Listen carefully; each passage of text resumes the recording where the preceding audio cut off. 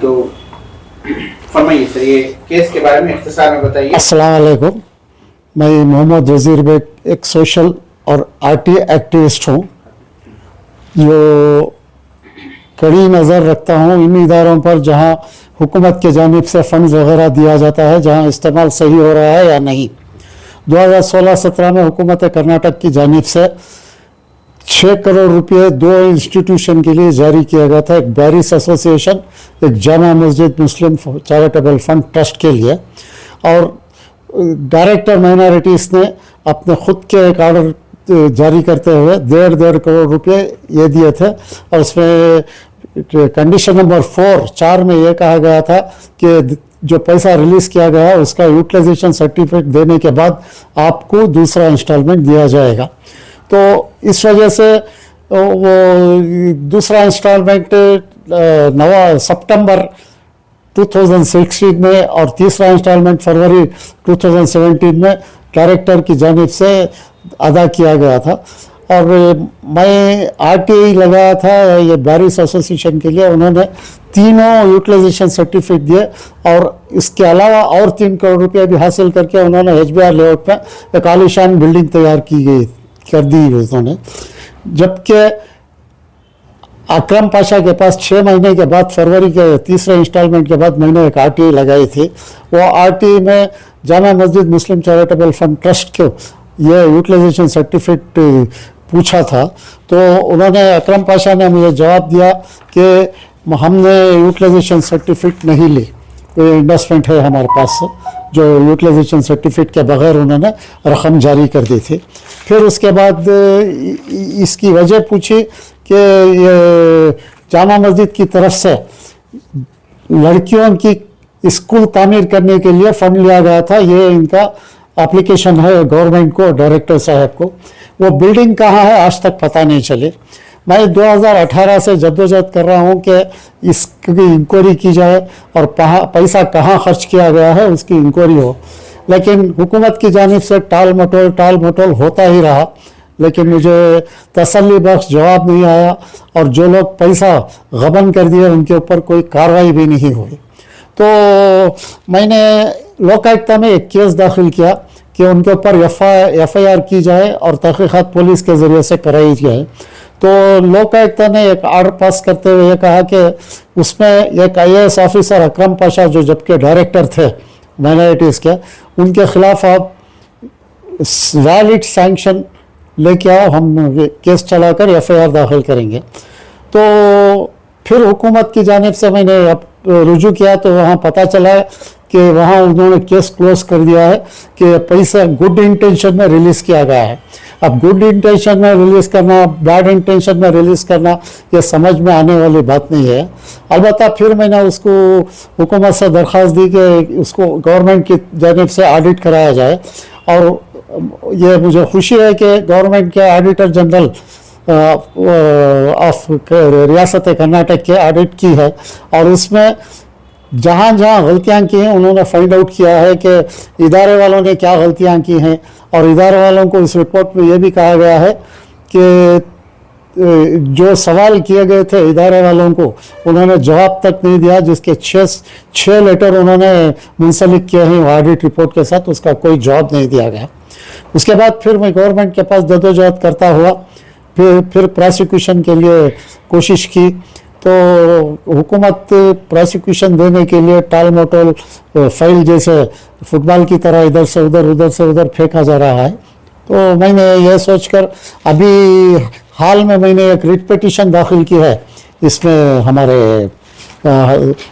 Honourable high court में। वो writ petition में सुनवाई होने के बाद, ये रिट पिटीशन है, ये सुनवाई होने के बाद एमरजेंट नोटिस जारी की है हुकूमत Karnataka, DPR principal secretary, minority secretary और डायरेक्टर माइनॉरिटीज़ और अकरम पाशा के लिए, जो 27 जून को सुनवाई होगी और 27 जून को इन तीनों को जवाब देना होगा। अब देखें क्या जवाब आएगा हुकूमत के जानिब से।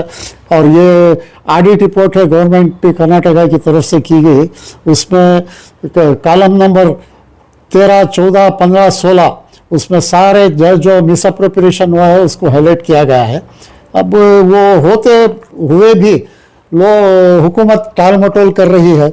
अब मुझे उम्मीद है कि हाई कोर्ट की जानिब से मुझे इंसाफ मिलेगा और हाई कोर्ट के जानिब से एक नतीजा खेज फैसला आने के बाद जो पैसे खाकर हैं उनको पैसे वापस लेने की हुकूमत की कोशिश करेगी और सज़ा भी मिलेगी। अच्छा, अब एक लास्ट लाइन में ये बताइए कि इसमें ये नोटिस जो है किन किन लोगों को भेजा गया, दोबारा नाम लीजिए जी। और बताइए कि ये जो धांधली हुई है इसका हम चाहते हैं कि बर वक्त इसका इंसाफ हो।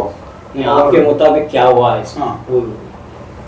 अब 6 करोड़ रुपए में 6 करोड़ में एक जो इंस्टीट्यूशन है बराबर काम करके बिल्डिंग तामीर करके खड़ी कर दी। 3 करोड़ ईच है वो। 3 करोड़ ईच है। 3 करोड़ ईच। और एक बार क्या हुआ है आपके मुताबिक? देखिए, जो पहला इदारे का नाम लिया था मैं, उन्होंने बैरिस एसोसिएशन का, उन्होंने बाकायदा काम करके अपने तौर से यूटिलाइजेशन सर्टिफिकेट देकर उन्होंने पैसा हासिल किया और ये जो तामीर के लिए लिया गया था HBR लेआउट में एक आलीशान इमारत खड़ी कर दी है जो कमर्शियल भी है, उसमें मस्जिद वगैरह भी तामीर किए हैं। लेकिन जो एक और इदारा जो जामा मस्जिद मुस्लिम चैरिटेबल मिली इदारों के लिए भी काम आ रही जो एक और इदारा है जिसे जामा मस्जिद मुस्लिम चैरिटेबल फंड ट्रस्ट को पैसा दिया गया था, उन्होंने यूटिलाइजेशन सर्टिफिकेट जिस काम के लिए लिया गया था, जो लड़कियों की कॉलेज बनने के लिए जो लेटर दिया गया था, वो काम नहीं हो सका। उसमें उन्होंने 4 लाख रुपए का रामनगर में रजिस्ट्रार सब रजिस्ट्रार ऑफिस को किसी ज़मीन रजिस्टर कराने के लिए चेक या डीडी दिया है, वो डीडी भी उन्होंने यूटिलाइजेशन सर्टिफिकेट में दिया है। जबकि तालीमी काम के लिए दिया गया था उसमें मस्जिद का काम भी किया गया है और हुकूमत के ग्रांट में मस्जिद वगैरह रिपेयर करने, पेंट मारने या कुछ ऐसा आराम आसाइश की चीज़ें करने के लिए बिल्कुल ममनू है। मस्जिद के ग्रांट्स जो दिए जाते हैं उसमें उन्होंने मस्जिद का नाम भी लिया है और कहीं दूसरी जगह भी एक प्राइवेट स्कूल को भी दिया गया है, उन्होंने फंड मटेरियल दिलाया गया है। अब ये सब दूध का दूध पानी का पानी होना है और जिन लोगों ने ये मिसअप्रोप्रिएशन किया है उनको सज़ा होनी है और पैसे वापस लेना है। हुकूमत वापस फौरी तौर से वापस लेना। जवाब दिया है कि उन्होंने इस काम के लिए इस्तेमाल किया है जी। तो यहाँ पर मिसअप्रोप्रिएशन का सवाल कहाँ पर है? अब इस रिपोर्ट में पैसे गलत इस्तेमाल हुए हैं करके बोल के आया ऑडिट रिपोर्ट में। अब ये हम नहीं कहते हैं, गवर्नमेंट की principal auditor general director principal गलत इस्तेमाल हुआ है। वो पैसे जो जिस काम के लिए लिए गए थे वो काम पूरा नहीं है। अब काम के लिए दी थी हुकूमत ने पैसा? हुकूमत ने इनके लेटर के मुताबिक, उनकी दरख्वास्त के मुताबिक लड़कियों की स्कूल की बिल्डिंग तामीर करने जो 10 करोड़ रुपया खर्च आया है, हमने 2 करोड़ खर्च किया है, आप 5 करोड़ रुपये दे करके बोल के एप्लीकेशन दिया था। वो स्कूल की तामीर कहाँ हुई है हम देखना चाहते हैं, वो तो नहीं हुई है।